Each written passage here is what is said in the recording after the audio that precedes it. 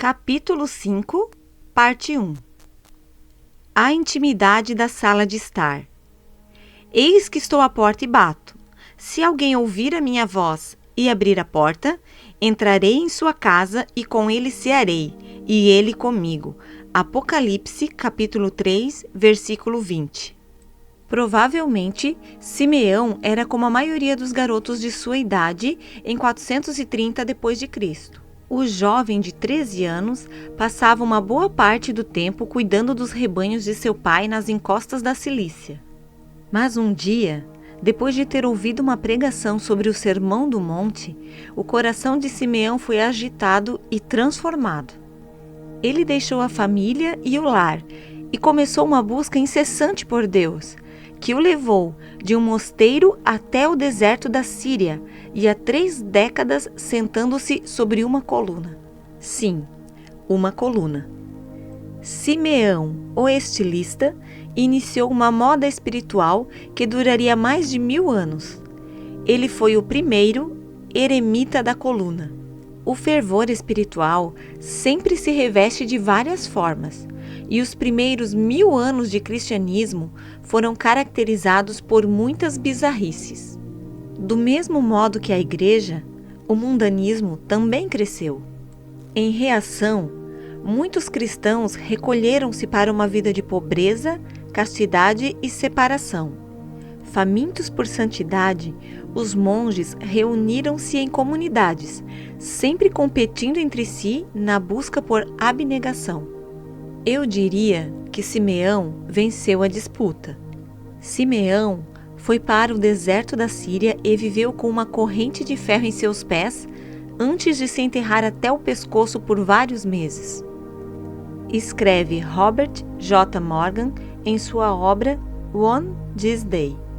Quando as multidões congregaram-se para ver seus atos de notória santidade, Simeão resolveu escapar das distrações, vivendo no alto de um pilar.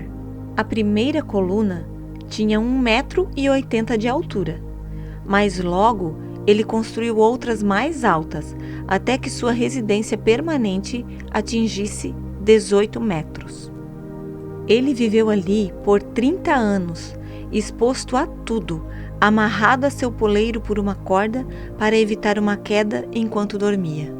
Através de uma escada, seus seguidores lhe traziam comida todos os dias e removiam o lixo. Milhares de pessoas vinham para olhar o homem estranho sobre a coluna. Centenas ouviam as pregações diárias de Simeão sobre a importância da oração, da abnegação e da justiça. Mas a pergunta que aflora em mim, e talvez naqueles que foram ouvi-lo, é essa: a vida de Simeão em um pilar o levou, de alguma forma, a ficar mais perto de Deus? O fardo da espiritualidade.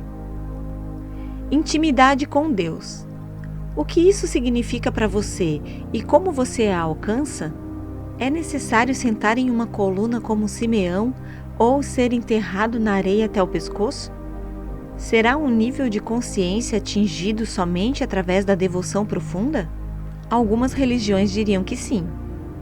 De acordo com o hinduísmo, uma religião baseada no karma das boas obras, a vida de uma pessoa não é suficiente para a alma alcançar a iluminação espiritual.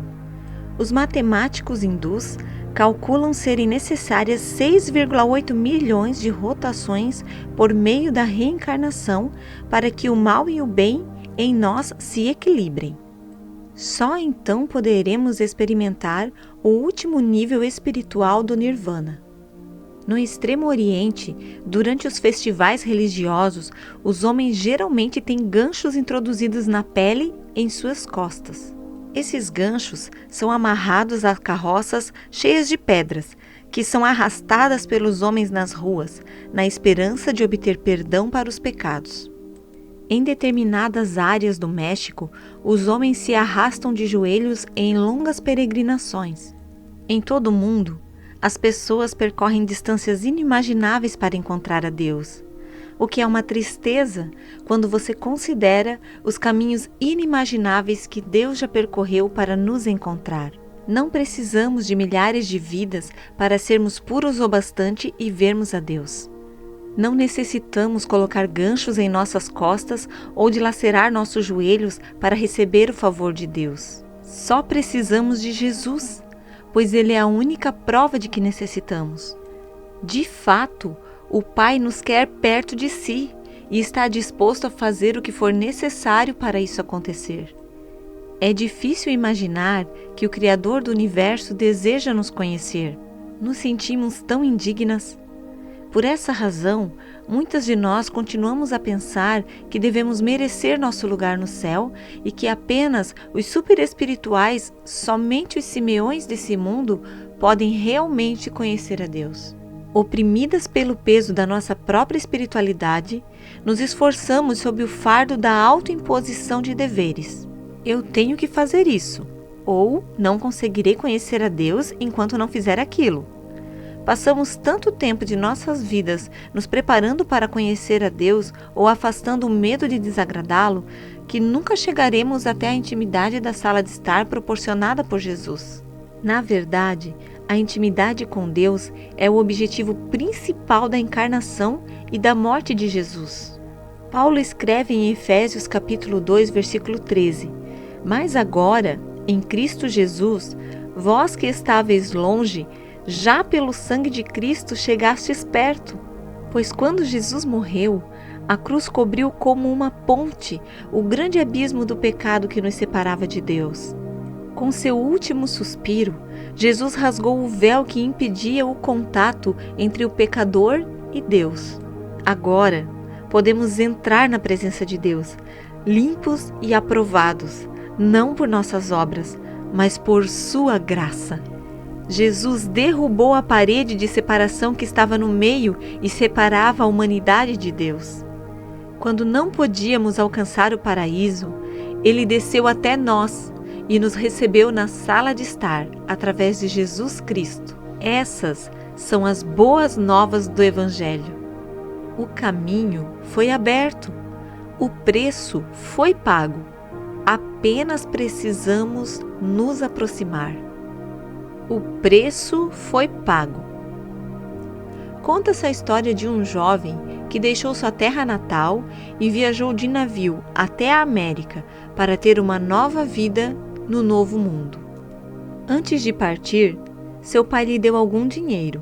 Não era muito, mas era tudo o que tinha. Esperava que o dinheiro ajudasse até o jovem encontrar um emprego. Sua mãe lhe entregou uma caixa com alimentos para a jornada. Depois se beijaram, se abraçaram e com lágrimas se despediram. No navio, o jovem deu sua passagem ao funcionário e achou o caminho para a minúscula cabine que dividiria com muitos outros durante a viagem de 1 mês até Nova York. Mais tarde, na hora do jantar, o jovem foi até o convés e desembrulhou um sanduíche feito por sua mãe. Ele comeu em silêncio, enquanto assistia à fila dos passageiros dentro de uma ampla dependência cheia de mesas. Ouvia as risadas dos que conversavam e via os garçons trazendo pratos com comida quente e fumegante. Mas ele apenas sorriu, desfrutando do pão fresco feito por sua mãe e da maçã fresca colhida por seu irmão pela manhã. Ele orou: Seja abençoada minha família. Os dias se passaram devagar e os alimentos da caixa do jovem rapaz diminuíram rapidamente. As refeições oferecidas no restaurante deviam custar muito caro e ele precisava do dinheiro mais tarde. Agora, ele comia sozinho na cabine. O cheiro do restaurante fez seu estômago roncar de fome. O jovem havia reservado alguns biscoitos e uma porção de queijo para cada dia, sussurrando uma oração de gratidão antes de raspar o bolor do queijo duro. Uma maçã murcha e a água morna da chuva colhida com uma lata completaram sua escassa refeição. Há 3 dias de Nova York não havia mais nada a comer, senão uma maçã estragada. O jovem já não podia mais suportar. Pálido e fraco, perguntou ao funcionário do navio em um inglês mal falado: Quanto? O funcionário olhou confuso. Comida? disse o jovem enquanto mostrava algumas moedas e apontava para o restaurante. Quanto? Finalmente o comissário entendeu. Ele sorriu e apertou sua mão. Não custa nada, disse ele, fechando a mão do imigrante que estava com o dinheiro. Você pode comer o que quiser. O custo das refeições estava incluído no preço da passagem. Essa história significa muito para mim. Durante anos, vivi como indigente em vez de viver como uma princesa. Acomodei-me ao queijo envelhecido e às maçãs murchas em vez de desfrutar da rica mesa que Deus preparou para mim. Aguardava o dia em que seria digna de sentar à sua mesa, não percebendo que o custo dessa comunhão já estava incluído no preço pago por Jesus. O preço já foi pago. Por favor, ouça essa simples verdade. Se você aceitou Jesus como Salvador, o preço já foi pago para você. Isso significa que não há nada que nos afaste da intimidade da sala de estar. A parede de separação que estava no meio foi derrubada, pelo menos do lado de Deus. Mas pode ser preciso um pouco mais de trabalho de demolição, pois o inimigo das nossas almas está muito ocupado construindo barreiras para bloquear a intimidade espiritual. Barreiras à intimidade. Antes da salvação, Satanás dizia que estávamos bem, não precisávamos de um Salvador. Mas agora que somos salvas, o acusador aponta seu dedo para nós e nos diz que não somos boas, não merecemos um Salvador. É claro que ele está mentindo. Jesus diz isso em João capítulo 8, versículo 44. Satanás é o pai da mentira. De fato, ele mente muito bem. É a sua língua materna. A palavra grega para mentira é pseudos, que significa falsidade ou uma tentativa de enganar. Usamos o prefixo pseudo para transmitir a ideia de imitação, uma falsa semelhança. É exatamente o que temos quando ouvimos as mentiras de Satanás e nos acomodamos ao pior em vez do melhor. Pseudo-cristianismo, pseudo-graça. Satanás geralmente não tenta nos fazer engolir uma mentira espalhafatosa. Ele é esperto demais para tal. Em vez disso, ele altera a verdade segundo lhe convém, para nos manter o mais longe possível de Deus. Olha o que você fez, ele sussurra. Como Deus poderia perdoá-la? Ele torna a verdade do pecado em um porrete de culpa e vergonha e nos golpeia com ele. Você não é boa, querida. Você não é boa.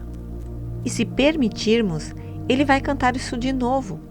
Pois todas as vezes que ouvimos sua música de mentiras, retrocedemos um passo, afastamo-nos da sala de estar para longe da proximidade desejada por nossos corações. Talvez você não lute contra as mentiras descritas acima. Quem sabe você nunca experimentou a loucura solitária da dúvida e da culpa. Na verdade, seu relacionamento e posição diante de Deus estão seguros e inabaláveis. Mas tome cuidado, Satanás pode usar outras circunstâncias eficazes para afastá-la de Deus. A vida agitada, por exemplo. Anne Wilson Sheff menciona uma propaganda veiculada na área da Baía de São Francisco, a respeito de uma série de 12 encontros. As reuniões eram voltadas para pessoas viciadas em trabalho. No final do panfleto estava escrito: se você estiver muito ocupado para as reuniões, nós vamos compreender.